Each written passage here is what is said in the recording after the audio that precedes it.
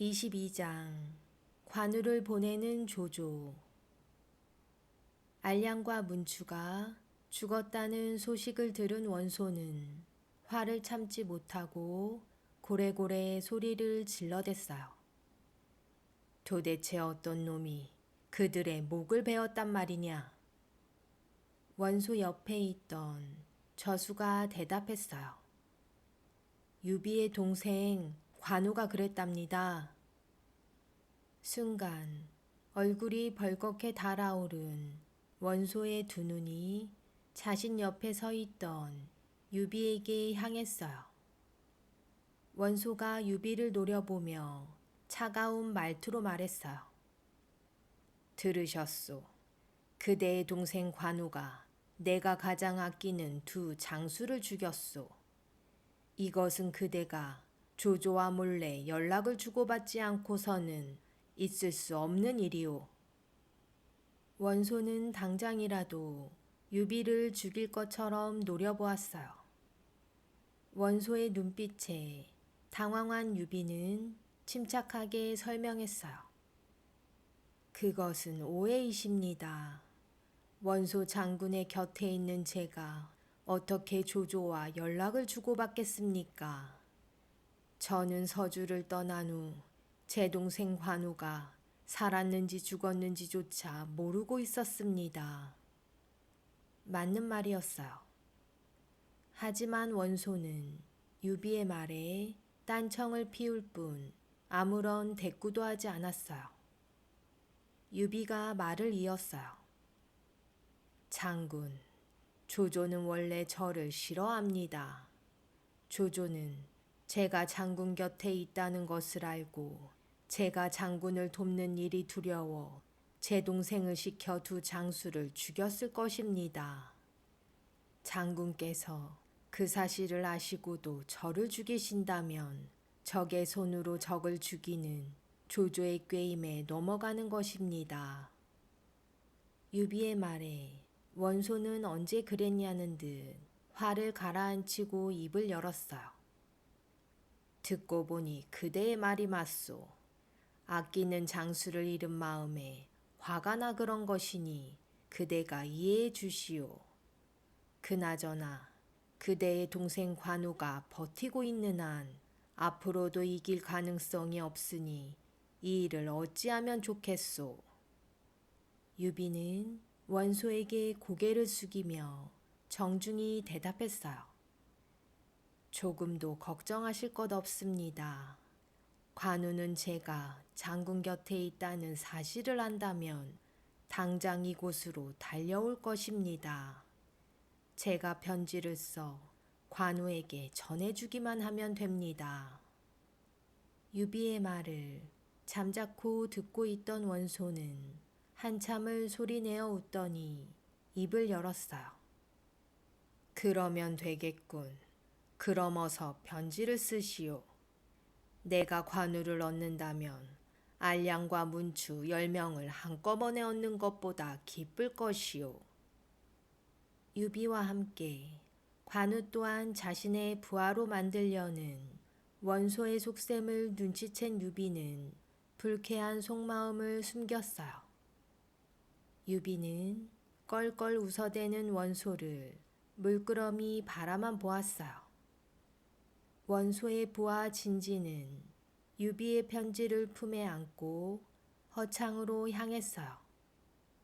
진지는 온갖 고생 끝에 허창에 도착했고 남몰래 관우를 찾아갔어요. 관우는 자신을 찾아온 낯선 사람을 보자 고개를 갸웃거리며 물었어요. 그대는 누구시오? 진진이 사방을 두리번거리며 속삭이듯 대답했어요.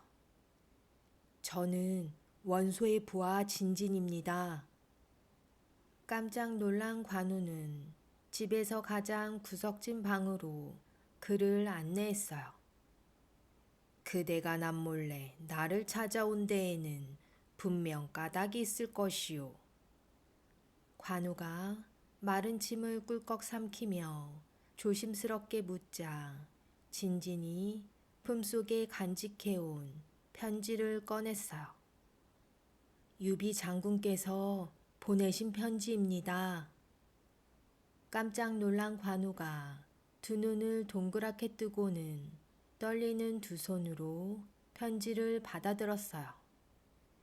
편지를 펼쳐보니 유비의 글씨가 틀림없었어요. 그 내용은 다음과 같았어요. 나와 그대는 같은 날에 죽기로 맹세한 형제이거늘 어쩌다 우리가 헤어져 서로 살았는지 죽었는지조차 모르고 지냈구나. 이제야 비로소 그대가 있는 곳을 알게 되어 편지를 보내니 지난날 나와 함께로 한 맹세를 잊지 않았다면 이 편지를 받는 즉시 나에게로 달려오라. 내 오직 죽을 각오로 그대를 기다릴 뿐이다. 유비의 편지를 읽은 관우의 두 눈에서 하염없이 눈물이 흘러내렸어요. 형님이 살아계셨구나. 관우의 우는 모습을 잠자코 지켜보던 진진이 조심스럽게 입을 열었어요. 유비 장군님께서 간절히 기다리고 계시니 하루빨리 돌아가 뵙도록 하시지요. 진진의 말에 관우는 주먹을 불끈 쥐고는 고개를 꼿꼿이 쳐들며 말했어요. 내 어찌 형님과 한 맹세를 잊을 수 있겠소. 하지만 사람이란 처음과 끝이 같아야 하는 법. 내가 이곳에 올 때 그랬던 것처럼 떠날 때도 내 뜻을 알려야 하오. 나는 조조에게 나의 뜻을 알리고 허락을 받아 두 형수님과 가족을 데리고 형님이 계신 곳으로 달려갈 것이니 그대는 내가 주는 편지를 갖고 먼저 떠나시오.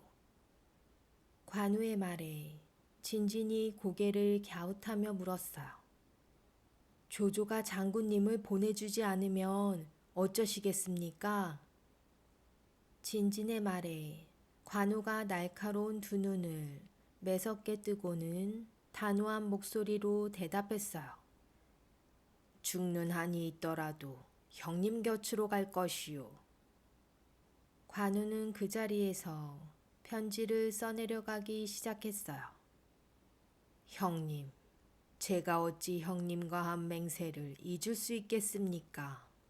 지난날 합의성을 지킬 때에는 식량이 떨어지고 구원병도 없어 죽을 생각도 했습니다만 두 형수님을 모시는 몸이라 그러지도 못하고 어쩔 수 없이 조조의 곁에 머물며 형님을 다시 만날 날만 손꼽아 기다렸습니다. 그동안 형님의 소식을 알 길이 없어 답답했으나 이제 형님이 계신 곳을 알았으니 이곳을 떠나 형님 곁으로 갈 것입니다. 조금만 기다려 주시면 두 형수님을 모시고 달려가겠습니다. 진진은 관우의 편지를 받고 떠났어요. 진진이 떠난 후 관우는 유비의 두 부인을 찾아가 유비의 편지를 전해주었어요. 관우는 유비의 두 부인에게 이제 곧 유비 형님이 계신 곳으로 갈 것이니 떠날 준비를 하라 일러두고는 곧바로 조조의 집으로 갔어요. 눈치 빠른 조조는 관우가 자신을 찾아오자 관우가 유비가 있는 곳을 알고 자신을 떠날 거라 짐작하고는 아프다는 핑계를 대며 관우를 만나주지 않았어요. 다음 날 관우는 아침 일찍 조조를 찾아갔어요. 하지만 마찬가지였어요. 조조는 아프다며 관우와의 만남을 거부했어요. 그렇게 며칠째 헛걸음을 한 관우는 조조 대신 조조의 책략가 장류에게 말하고 떠날 생각으로 장류의 집으로 찾아갔어요. 하지만 장류 역시 아프다는 핑계를 대며 문 밖으로 나와보지도 않았어요. 떠날 결심을 더 이상 미룰 수 없었던 관우는 부하들에게 명령했어요. 이제 곧 이곳을 떠나 유비 형님에게로 갈 것이다. 떠날 준비를 하되 조조에게서 받은 물건은 모두 두고 갈 것이니 절대로 건드리지 말아라. 관우는 당장이라도 떠날 수 있도록 모든 준비를 마쳤고 조조에게 편지를 썼어요. 그 내용은 다음과 같았어요. 유비 형님이 계신 곳을 알았으니 이제 이곳을 떠나겠습니다. 이전에 합의성을 잃고 제가 처음 장군의 곁에 머물기로 할 때 저에게 약속하신 3가지 조건을 잊지 않으셨다면 저를 보내주십시오. 장군께서 저에게 베풀어 주신 은혜는 고맙습니다만 형님과 한 맹세를 저버릴 수 없습니다. 장군께 갚지 못한 은혜가 있다면 그것은 두고두고 갚을 것이니 부디 저를 이해해 주시기 바랍니다. 관우는 사람을 시켜 조조에게 편지를 전하고는 그 길로 집을 나섰어요. 청룡 언얼도를 비껴들고 적토마를 탄 늠름한 관우 뒤로 유비의 가족과 함께 20여 명의 부하들이 그를 따랐어요. 관우 일행이 허창의 북문에 이르렀을 때예요. 북문을 지키던 병사들이 관우의 앞을 가로막으며 소리쳤어요. 통행증을 보여주시오. 성 밖으로 나가려면 통행증이 필요하다는 것은 관우도 알고 있었지만 조조를 만날 수 없었던 관우에게 통행증이 있을 리 없었어요. 관우는 적토마에 탄 채 북문을 지키는 병사에게 대꾸했어요. 그런 거 없다. 늠름한 관우의 몸짓과 단호한 관우의 대답에 주눅이 든 병사가 중얼거리듯 말했어요. 통행증 없이는 아무도 나갈 수 없소. 관우가 매서운 눈초리로 병사를 노려보며 말했어요. 성문을 열지 않으면 너희들의 목을 자르고 나가는 수밖에 없다. 병사가 관우의 눈치를 살피며 물었어요. 도대체 댁은 누군데 통행증도 없이 성문을 지나가겠다는 것이오? 관우가 두 눈을 번뜩이며 대답했어요. 나는 관우다. 병사가 휘둥그레진 두 눈으로 깜짝 놀라 되물었어요. 관우? 알량과 문치의 목을 단칼에 자른 관우 장군이란 말이오? 그렇다. 관우란 말에 화들짝 놀란 병사들은 슬금슬금 뒷걸음질 치며 성문을 열었어요. 관우 일행은 서둘러 북문을 지나 성을 빠져나왔어요. 관우가 다급한 목소리로 부하들에게 명령했어요. 병사들이 뒤따라올지 모르니 너희들은 수레를 보호하며 앞장서서 가거라. 두 형수님께서 놀라시지 않도록 조심하거라. 그렇게 관우는 유비의 가족들을 보호하며 허창을 떠나 하북으로 향했어요. 허창에서 하북까지는 서울에서 부산까지의 거리와 비슷한 400여 킬로미터, 참으로 먼 여행길이었어요. 한편 조조는 관우가 남긴 편지를 읽고는 당장이라도 눈물을 쏟을 듯 안타까워했어요. 기어코 관우가 갔구나. 그때였어요. 병사 하나가 헐레벌떡 달려와 보고했어요. 장군님, 관우 장군은 장군님께서 내리신 선물은 모두 창고에 쌓아두고 떠났습니다. 조조가 대꾸했어요. 그래, 관우는 참으로 깨끗한 사람이로구나. 조조가 감탄하고 있는 사이 또 다른 병사 하나가 숨을 헐떡이며 달려와 조조에게 보고했어요. 장군님, 방금 관우 장군이 북문을 통해 성 밖으로 나갔답니다. 조조가 안타까운 눈빛으로 울먹이며 말했어요. 관우가 벌써 성을 빠져나갔단 말이냐. 조조의 부하장수 채양이 나서서 말했어요. 장군님, 제가 군사 3,000명을 이끌고 쫓아가 관우를 사로잡아 오겠습니다. 채양의 말에 조조가 고개를 절레절레 흔들었어요. 관우는 자신이 한 맹세를 지키기 위해 금은보화를 헌신짝처럼 버린 진정한 사내대장부이다.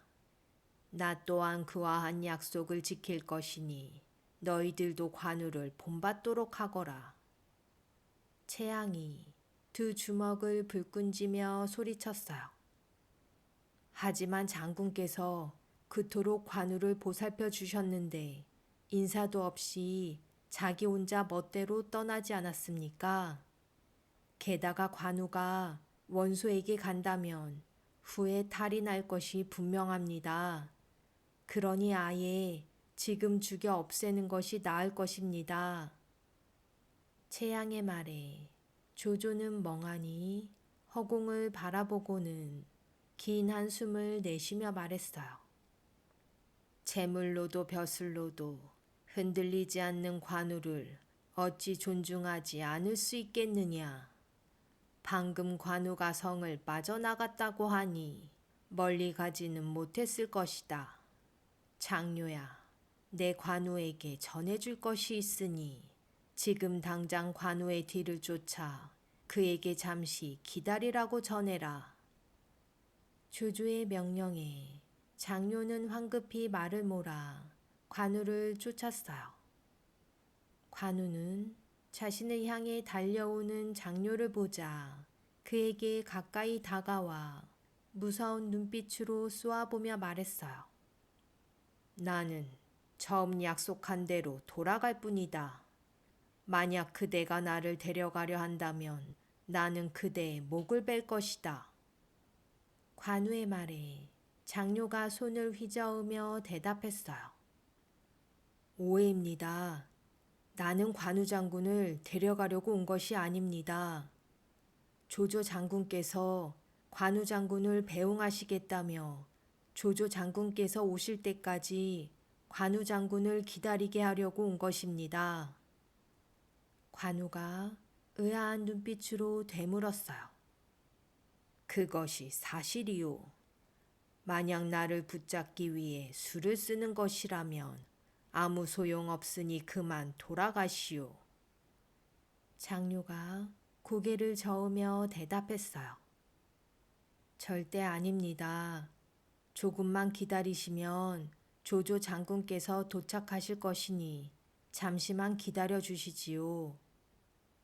장녀의 말에 관우는 잠시 생각에 잠기더니 이내 유비 가족을 태운 수레와 부하들을 먼저 보내고 장녀의 곁에 홀로 남아 조조를 기다렸어요.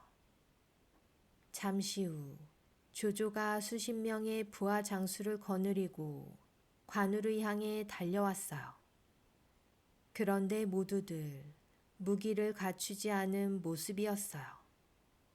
조조를 본 관우는 말 위에 앉은 채 허리를 굽혀 조조에게 인사했어요. 관우의 인사를 받은 조조는 관우를 향해 입을 열었어요.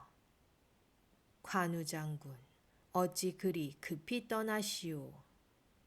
관우가 조조를 향해 예의를 갖추며 조심스럽게 말했어요. 형님께서 계신 곳을 알았는데 어찌 머뭇거릴 수 있겠습니까?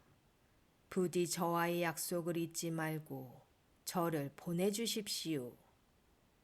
조조가 대답했어요. 백성의 믿음을 얻고자 하는 내가 어찌 그대와의 약속을 저버리겠소. 관우 장군, 병을 핑계로 그대를 만나주지 않은 내가 너그럽지 못하고 생각이 짧았소. 예상치 못한 조조의 말에 관우는 당황했어요. 아닙니다.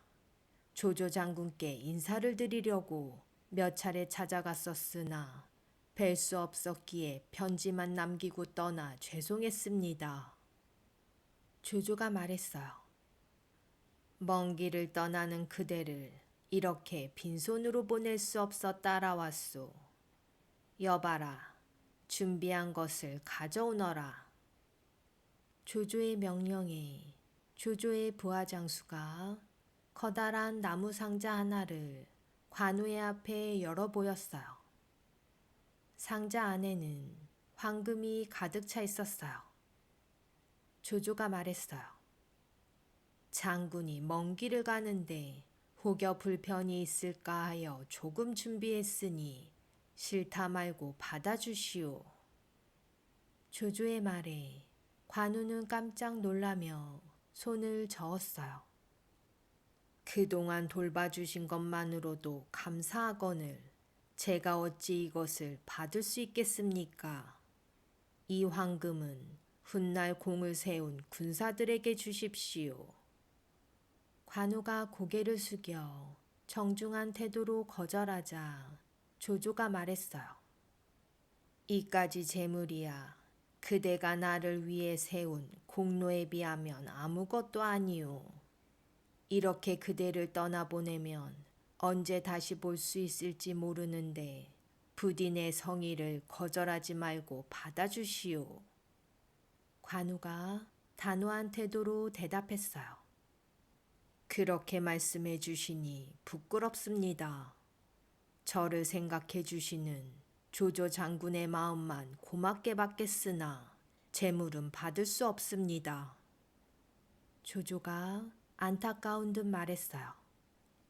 그럼 할 수 없지. 황금 대신 비단옷 한 벌이라도 받아주시오. 이것마저 거절하면 내 마음이 섭섭할 것이니 부디 거절하지 마시오. 조조의 말이 끝나자 부하장수 하나가 말에서 내려 화려한 비단으로 만든 옷 한 벌을 가지고 관우에게로 다가갔어요. 관우는 혹시나 조조가 다른 속셈으로 자신을 공격할까 두려워 말 위에 올라탄 채 청룡 언얼도를 내밀어 창 끝으로 비단옷을 받아 올려 가져갔어요. 관우가 말했어요. 고맙습니다. 그럼 이만. 관우는 말이 끝남과 동시에 적토마를 타고 달리기 시작했어요. 조조는 달아나는 관우의 뒷모습을 물끄러미 바라보며 깊은 한숨을 내쉬었어요. 유비가 참으로 부럽구나. 조조가 중얼거리듯 말하자 조조의 부하장수 허저가 퉁명스러운 목소리로 물었어요. 장군님께서 주신 비단옷을 말에서 내리지도 않고 창끝으로 받는 버르장머리 없는 관우놈을 왜 살려주셨습니까? 틱틱대는 허저의 말에 조조가 차분한 목소리로 대답했어요.